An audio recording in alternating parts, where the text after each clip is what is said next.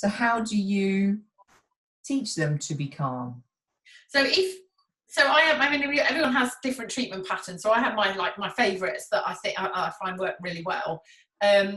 Often what I don't want my dog to do is to be at the door fretting, say. I don't want that. What I want them to do is to be in a nice cosy space that they've always learned to associate with something enjoyable and to relax. So I would spend probably quite a lot of time teaching them bit by bit to go to that space and lie down or just sit there and just spend a bit of time going maybe in and out gradually, so that they learn that I'm always coming back, but I'm doing that in short bursts, and they start to think, oh, that's not such a, all I have to do is stay here, and she leaves and then she comes back, and not only has she come back, but I maybe get a little bit of food, or I get, something extra in my toys or something like that.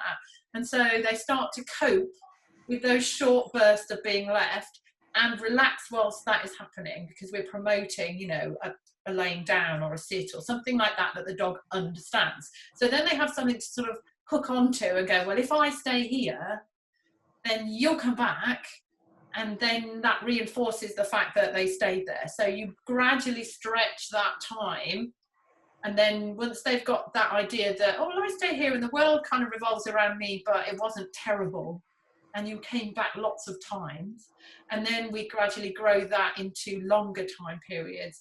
And then once we've got that kind of maintenance coping behaviour where the dog goes, oh, she's going out, she'll be a few minutes, then she'll come back, and then she'll give me a bit of chicken or whatever it happens to be that's right for that dog.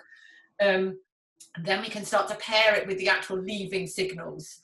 But we can't do that until we've given the dog a nice safe space for them that they've learned to enjoy. And that is an art, it really is. It has to be very thorough, it has to be applied in the right way. The training plan has to be put together in such a way that the dog doesn't predict bad things, that they only predict rewarding things. And that takes a bit of thought, and I have to work with owners on that basis, because every dog is different. Just because the problem is similar, this dog might like this reward and this dog might not. This dog might not cope with this person even stepping an inch away. So we're very thorough about that. But once the dog starts to understand, nothing bad happened, and I just had a bit of a rest, and then they came back, and so we can stretch it. Where it goes from there depends. Every case, like I say, is different. But sometimes we manage to get it to the point where the worst part for the dog is the person going out the door. And that's their worst time. So if we can get them past that bit, then generally they cope really well.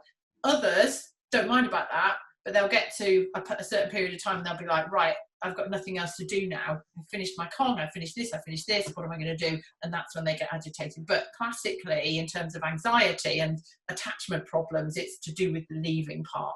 So that's the bit we try and break apart and work with and build up back into a different scenario, so that they, like I say, they actually look out for, are you going now because I quite enjoy my quiet time and my toy and my chew and my, because I know I can predict now that you're coming back. But it's just stretching that time.